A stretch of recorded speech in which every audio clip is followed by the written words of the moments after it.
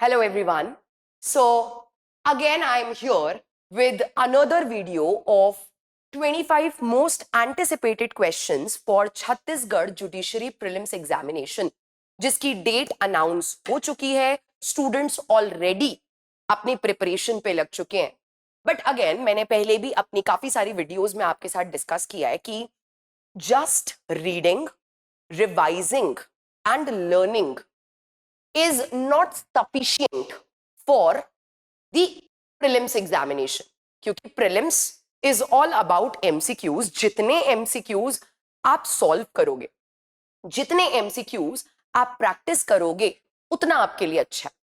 सो आप learning, revising तो अपने आप से कर रहे हो, लेकिन आपकी प्रैक्टिस को ध्यान में रखते हुए हम आपके लिए कुछ MCQs लेके आए हैं जो कि मोस्ट एंटिसिपेटेड क्वेश्चंस हैं which are likely to be asked in the actual examination of Chhattisgarh Judiciary Prelims.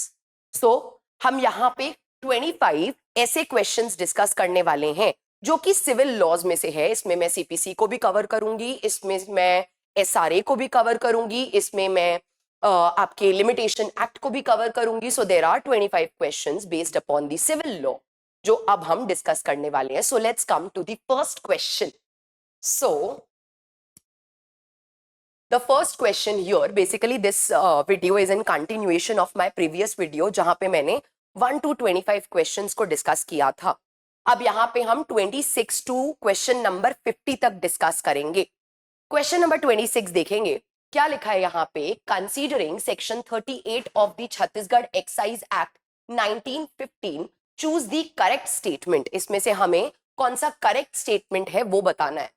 A licensed vendor or any person in his employment and acting on his behalf who first sell any intoxicant to a person who is not drunk or intoxicated, or sells or gives any intoxicant to any person in contravention of section 23.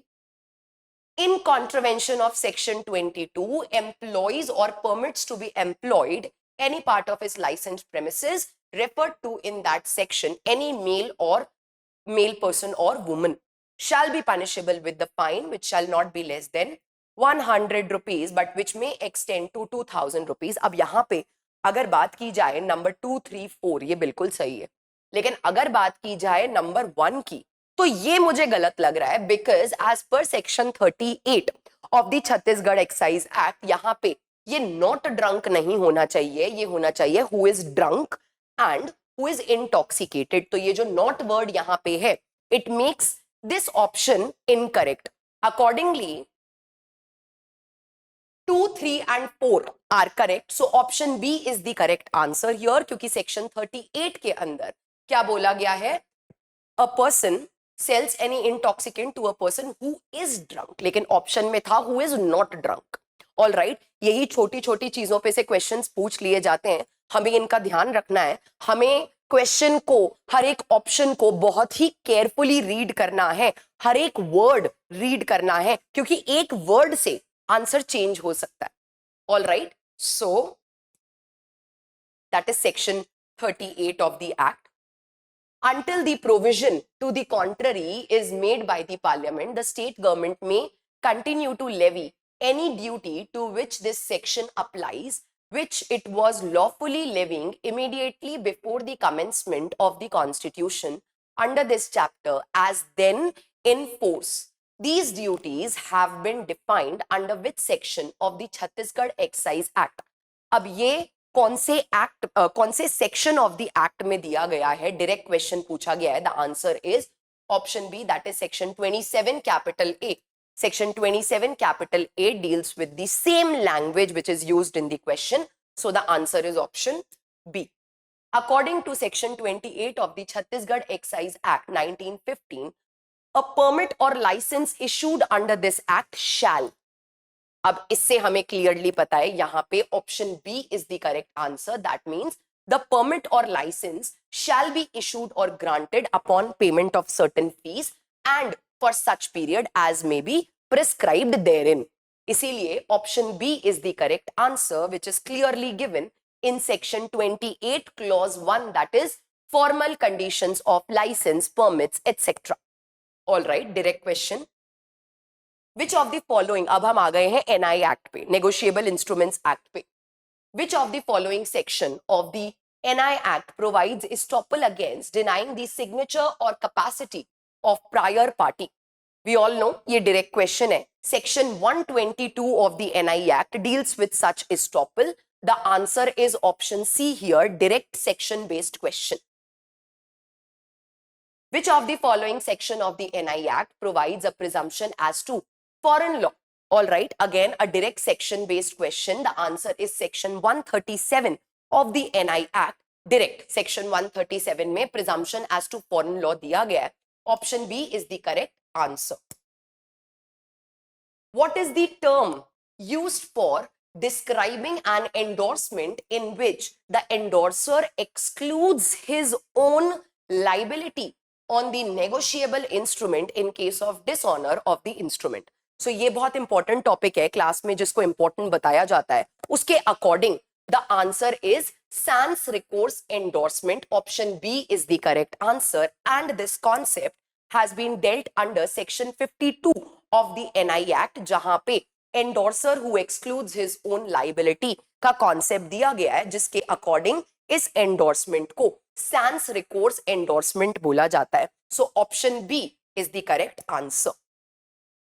Limitation period में से अब questions आ चुके हैं, and limitation act जब हम पढ़ते हैं तो हमेशा आपको क्लास में बताया जाता है कि आपके प्रिलिमिनरी एग्जामिनेशन के लिए लिमिटेशन एक्ट के सेक्शंस जितने जरूरी हैं उससे जरूरी लिमिटेशन एक्ट में जो स्केड्यूल अटैच्ड है वो है. क्योंकि 90% क्वेश्चंस लिमिटेशन एक्ट में से, अगर फॉर एग्जांपल आपके एग्जाम में लिमिटेशन एक्ट में से 5 क्वेश्चंस आए हैं, 5 में से 4 क्वेश्चंस आपके स्केड्यूल ऑफ लिमिटेशन एक्ट में से पूछे जाते हैं. बिकॉज उस स्केड्यूल में क्या दिया गया है, उस स्केड्यूल में limitation periods for the different causes of action दिए गए हैं, और वो पीरियड कहां से शुरू होगा वो भी दिया गया है. So there are different columns, उन पे बेस्ड क्वेश्चंस आपके प्रीलिम्स में जरूर आते हैं जिस भी स्टेट में limitation act as a subject syllabus में पूछा जाता है. सिमिलरली यहां पे भी हम बहुत सारे टाइप्स ऑफ क्वेश्चंस देखेंगे जहां पे लिमिटेशन पीरियड पूछे गए हैं. What is the limitation period for filing a suit for compensation due to illegal, irregular और excessive distress under the limitation act? So the answer is option D, 1 year, and this has been given under article 79 of the schedule to the limitation act. 1 year is the correct answer. Again limitation period पे question है, what is the limitation period for filing a suit against someone who has the right to use the property for specific purposes but perverts it to other purposes under the limitation act?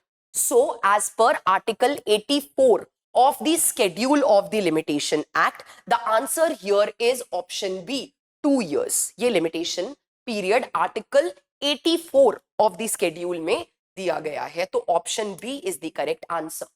Again limitation act पे question पूछा गया है, what is the limitation period for filing a petition for leave to appeal as a pauper to the high court? अब वहां पे 2 दिया गया है, एक तो हाई कोर्ट का अलग से दिया गया है, अदर कोर्ट का अलग से दिया गया है. यहां पे हमें ध्यान रखना है हाई कोर्ट का पूछा है. So article 130 of the schedule of limitation act के according prescribed period here is option B, that is 60 days. All right, article 130 के according 60 days is the correct answer. अब वही देखो सेम चीज है, leave to appeal as a pauper वाला ही question है, but this time it is not to the high court, it is to the other court. मैंने बताया 2 अलग अलग वहां पे प्रोविजन दिए गए हैं. हाई कोर्ट के केस में हमने देखा 60 days है, अदर कोर्ट्स के केसेस में all right time period is different. लेकिन यहाँ पे क्या पूछा गया है, यहाँ पे पूछा गया है कि वो टाइम पीरियड बिगिन कब से होगा. So it will be from the date of the decree appealed from. Option B is the correct answer. All right, option B is the correct answer here. That is again article 130 of the schedule to the limitation act. Next, what does the term easement include according to section 2 clause F of the limitation act? Definition clause में से question है, जहां पे easement, the term easement has been defined as a right to remove an appropriate part of soil or anything growing on another's land for profit. Direct language based question है, इसीलिए option A is the correct answer, and this is according to section 2 clause F of the Limitation Act, which defines the term easement. Any application for which no period of application, no period of limitation, ये application नहीं होगा, यहाँ पे होगा no period of limitation. कोई भी application जिसके लिए कोई भी period of limitation Limitation Act के अंदर expressly given नहीं है, तो उसके लिए हम हमेशा period of limitation क्या मानेंगे? That is 3 years. All right. किसी के लिए अगर कोई period of limitation given नहीं है, तो उसके लिए हम हमेशा मानेंगे 3 years. This is given in Article 137, that is the last article of that schedule. Similar provision, ये तो application के लिए दिया है, सेम सूट्स के लिए भी दिया है कि अगर कोई सूट है जिसके लिए express period of limitation schedule में नहीं गिवन है, उसके लिए भी it will always be deemed as 3 years only. That is article 113 of the limitation act. Same question इसमें से एक और बन सकता है सूट्स वाला, जो मैंने अभी आपको बताया. सो the answer here is option A, 3 years. Which order of CPC. अब हम सीपीसी के क्वेश्चंस पे आ चुके हैं, और सबसे अच्छी चीज ये है यहाँ पे हम बहुत सारे फैक्ट बेस्ड क्वेश्चंस भी देखेंगे. अभी तक तो हम क्या डायरेक्ट थ्योरी बेस्ड क्वेश्चंस देख रहे थे. CPC being a major law, जिसमें से अगेन बहुत सारे वैरायटी ऑफ क्वेश्चंस बनाए जा सकते हैं, क्योंकि मेजर लॉज में क्वेश्चंस बनाने का जो स्कोप होता है दैट इज वेरी वाइड. लेकिन when it comes to minor laws, when it comes to local laws, वहां से क्वेश्चंस बहुत ही लिमिटेड तरीके के बन पाते हैं, स्पेसिफिकली लोकल लॉज में से. इसीलिए वहां से डायरेक्ट क्वेश्चंस पूछे जाते हैं. But when it comes to major laws, वहां से वैरायटी ऑफ क्वेश्चंस बनाने का स्कोप होता है. फॉर दैट पर्पस अब हम सीपीसी में डिफरेंट वैरायटी ऑफ क्वेश्चंस देखेंगे. First is which order of CPC contains the provisions regarding cost. So we all know order 20 capital A deals with the provision for cost. Similarly, अगर order 9 की बात की जाए तो वहां पे appearance of the parties की बात की गई है. Order 20 की बात की जाए वहां पे judgment and decree की बात की गई है. Order 26 capital order 16 capital A की बात की जाए तो वहां पे attendance of the persons detained in prisons की बात की गई है. इसीलिए कॉस्ट का जो ऑर्डर है that is 20 capital A. In which of the following judgment Supreme Court of India held that the rule of res judicata applies to a petition under Article 32 of the Indian Constitution if a petition is filed by the petitioner in the High Court under Article 226 of the Constitution and it is dismissed on the basis of merits, it would be operated as res judicata to bar a similar petition to the Supreme Court under Article 32 of the Constitution. मतलब कौन से case में बोला गया था that res judicata also applies upon writ petitions to the Supreme Court under Article 32. So the answer here is option A, Daryao versus State of UP 1961. And जब आपको race judicata पढ़ाया जाता है तो क्लास में आपको बताया जाता है that this is basically landmark judgment regarding the concept of res judicata, और उसी पे क्वेश्चन आ गया है. So option A is the correct answer, Daryao versus state of UP. A files a suit against B in which he claims 2 reliefs, that is first Recovery of rent. Second, interest on rent. The court only granted recovery of rent and does not say anything. मतलब the court's decree was silent upon one relief and the other relief was expressly granted. According to section 11 CPC, whether A can bring a fresh suit for interest or not. So हमें पता है कि जब भी आपने कोई भी relief expressly seek किया था, कोर्ट ने उसके बारे में कुछ नहीं कहा. The courts decree was silent upon such relief which was expressly asked by the plaintiff. It is deemed that the court has denied such relief. All right, मान लिया जाएगा कि कोर्ट ने वो रिलीफ आपको डिनाई कर दिया है. That is given in explanation number 5 of section 11 CPC. So the answer here is no, because again it will operate as res judicata. इसीलिए यहाँ पे ये चीज दी गई है एक्सप्लेनेशन 5 ऑफ सेक्शन 11। ऑल्सो जब भी आप एक्सप्लेनेशन 5 ऑफ सीपीसी पढ़ते हो, सेक्शन 11 और सेक्शन 11 का एक्सप्लेनेशन 5 पढ़ते हो, it is also interlinked with section 34 जहां पे इंटरेस्ट की बात की गई है of the CPC itself. So the answer is no, he can not claim. All right, no attachment under a precept shall continue for more than dash months unless extended by the issuing court. All right, unless extended by the court passing the decree or issuing the precept. So as per section 46 of CPC, the answer is 2 months, that is option C. Again, section 46 clause 1 का ये direct question. Every transferee of a decree shall hold the same subject to equities if any which the judgment debtor might have enforced against the original decree holder. ये statement as it is दिया गया है section 49 के अंदर। option D is the correct answer because section 49 defines what is the transferee of a decree. So ये section 49 से related है। answer is option D, section 49. In which rule of Order 1 of CPC 1908 provision for misjoinder and non-joinder of parties has been laid down? We all know it's Order 1 Rule 9 of CPC. Accordingly, answer is option C because Order 1 Rule 9 talks about misjoinder and non-joinder of parties. So answer is Order 1 Rule 9. In which of the following cases Supreme Court observed that the jurisdiction of civil courts to try suits of civil nature is expansive and the onus to prove ouster, that is exclusion of the jurisdiction, is on the party that asserts it. कि generally हम ये मानते हैं that jurisdiction of the civil court to try suit of civil nature is there. All right, लेकिन अगर कोई person बोल रहा है कि इस कोर्ट का जुरिस्डिक्शन नहीं है तो उस फैक्ट को प्रूव करने का ओनस उसी पर्सन पे होगा who is asserting that fact. All right, ये हेल्ड किया गया था इन द केस ऑफ साउ Rajni versus Sau Smita 2022 kind of recent judgment. Option C is the correct answer. All right, ये केस के बारे में दिया गया है।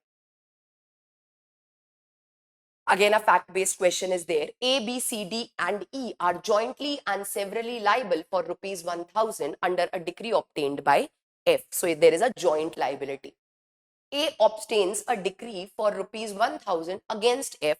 अब A एक single decree, वो jointly 1,000 रुपए के लिए liable है to F. वो F के अगेंस्ट भी सेम अमाउंट की 1,000 रुपए की ही एक डिक्री ऑब्टेन करता है, but this time not jointly, singly. All right, and applies for execution to the court कि ये दोनों आपस में क्या हो जाने चाहिए, क्योंकि 1,000 के लिए उसकी रिस्पॉन्सिबिलिटी है, 1,000 की डिक्री उसने भी क्लेम कर ली है। So he applies for the execution to the court in which joint decree is being executed. So this question is now regarding order 21। All right, order 21 में जो क्रॉस डिक्री पे कॉन्सेप्ट दिया गया है, ये उसमें से क्वेश्चन है जिसमें बोला गया है what is the legal status under order 21 rule 18 which deals with cross decrees of CPC. The answer here is option B that F may treat his joint decree as a cross decree under this rule because order 21 rule 18 में दिया गया है कि अगर कोई holder है, clause 4 के अंदर बोला गया है अगर कोई डिक्री होल्डर है, all right, the holder of a decree passed against several person jointly and severally, then such person may treated as a cross decree in relation to a decree passed against him singly in favor of one or more of such persons. Such persons means जिनके against एक joint decree थी, उसी के against अगर उसी से related अगर कोई सिंगल डिक्री भी है तो उसको क्रॉस डिक्री माना जा सकता है। So as per order 21 rule 18 clause 4 the answer is option B that it may be treated as a cross decree, उसको cross decree माना जा सकता है। Which of the following individuals may seek specific performance of contract, that is a settlement on marriage or compromise of a doubtful rights between family members under section 15 of SRA. अब section 15 of SRA में बोला गया है कि कौन कौन specific performance claim कर सकते हैं. उसमें फैमिली सेटलमेंट्स की जब बात की जाती है तो उसके लिए the direct language which is used is any person beneficially entitled under the contract. So as per section 15 option B is the correct answer, क्योंकि सेक्शन 15 के अगर आप डिफरेंट क्लॉजेस देखोगे उसमें अगर आप क्लॉज सी देखोगे वहां पे दिया गया है सेटलमेंट और मैरिज के केसेस में person beneficially entitled there under means under the contract. All right, so option B is the correct answer. Under section 7 of SRA the recovery of movable property can be made by. अब हमने पढ़ा है section 7 of SRA में जो explanations attached है उसमें बोला गया है कि सेक्शन 7 का जो रिलीफ है जरूरी नहीं है कि सिर्फ ओनर ही क्लेम कर सकता है. कोई भी पर्सन जिसका एक स्पेशल या टेम्पररी राइट भी है प्रॉपर्टी के अंदर वो भी ये बेनिफिट अवेल कर सकता है. उसके अकॉर्डिंग क्या एक फाइंडर ऑफ मूवेबल प्रॉपर्टी ये बेनिफिट ले सकता है? Yes, because finder has a temporary और special right in the property. Buyer obviously the buyer is the owner, तो वो तो कर ही सकता है. Even a bailee can do so because bailee का भी एक स्पेशल और टेम्पररी राइट होता है. Accordingly option D is the answer, all of the above. Section 7 का मैंने आपको बताया. जो एक्सप्लेनेशन 2 है देखो यहां पे लिखा है स्पेशल और टेम्पररी राइट, वो भी ये रिलीफ क्लेम कर सकता है. So option D, all of them.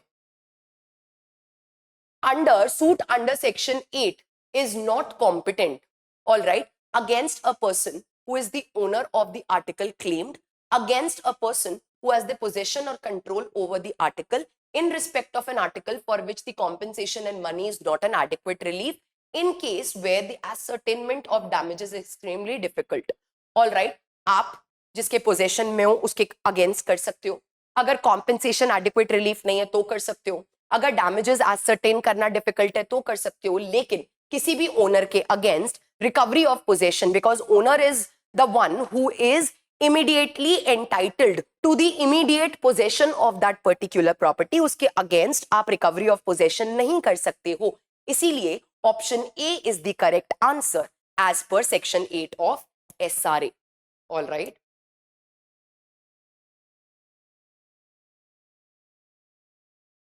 Okay. A, while going abroad, leaves his furniture under the care of his friend B. B pledges the furniture to C in a suit filed by A under section 8 of SRA 1963. Now हमें इसमें correct answer बताना है. अब यहाँ पे B ने जो goods C को प्लेज किए हैं, क्या B के पास अथॉरिटी थी? अगर B के पास अथॉरिटी थी तो C का जो पोजेशन है वो वैलिड है. लेकिन अगर बी के पास प्लेज करने की अथॉरिटी नहीं थी और फिर भी उसने सी को दिया है तो सी का जो पोजेशन है वो इनवैलिड है और फिर हम रिकवरी ऑफ पोजेशन कर सकते हैं. इस केस में B was not the owner, B was holding those goods as movable property but only as a trustee, क्योंकि उसको ए ने, एक्चुअल ओनर इज ए, तो एक्चुअल पोजेशन के लिए the person entitled is a, लेकिन ए ने सिर्फ वो गुड्स बी को दिए थे एज अ ट्रस्टी. तो एक ट्रस्टी के अगेंस्ट सेक्शन 8 का सूट फाइल किया जा सकता है. इसी के according option A is the correct answer. C में B compelled to specifically deliver the furniture to A. देखो यही चीज दी गई है सेक्शन 8 के अंदर भी कि सूट कब फाइल किया जा सकता है, when the thing claimed is held by the dependent as agent और ट्रस्टी, एक ट्रस्टी के फॉर्म में. ऑल राइट, इसीलिए option A that he may be compelled. All right. Okay. The purpose of section 6 of SRA is to restrain a person from using force and to dispossess a person without his consent otherwise than by due course of law. The said statement was held in which of the following cases? So the answer here is option D, East India Hotels Limited versus Syndicate Bank 1992, जिसमें बोला गया था that what is the purpose and policy of section 6 of SRA which deals with recovery of possession of immovable property in case of dispossession. All right, section 6 की policy purpose इस case के अंदर बताया गया था, तो this is the correct answer here. So yes, ये case के बारे में बताया गया है. So these are 25 questions important for Chhattisgarh prelims जो कि बस आ ही गया और आप उसके लिए अच्छे से प्रिपेयर कर रहे हैं, that I know, but again practice भी जरूरी है, जिसके लिए ये क्वेश्चंस आपके लिए हम लेकर आए हैं, जिससे आपको एक आइडिया मिल जाए। क्योंकि कई लोग होंगे जो फर्स्ट टाइम एग्जाम में अपियर हो रहे हैं, उनको एक आइडिया देने के लिए कि किस टाइप के क्वेश्चंस प्रिलिमिनरी एग्जामिनेशंस में पूछे जाते हैं, प्लस जो लोग फर्स्ट टाइमर्स नहीं है उनके लिए भी these will act as some practice questions likely to be asked in the examination of Chhattisgarh prelims. So I will be back maybe with another video for questions upon Chhattisgarh judiciary, but that is all about today's video. Please अच्छे से आप लोग revise कीजिए, practice कीजिए. God bless you. Thank you so much. Have a nice day.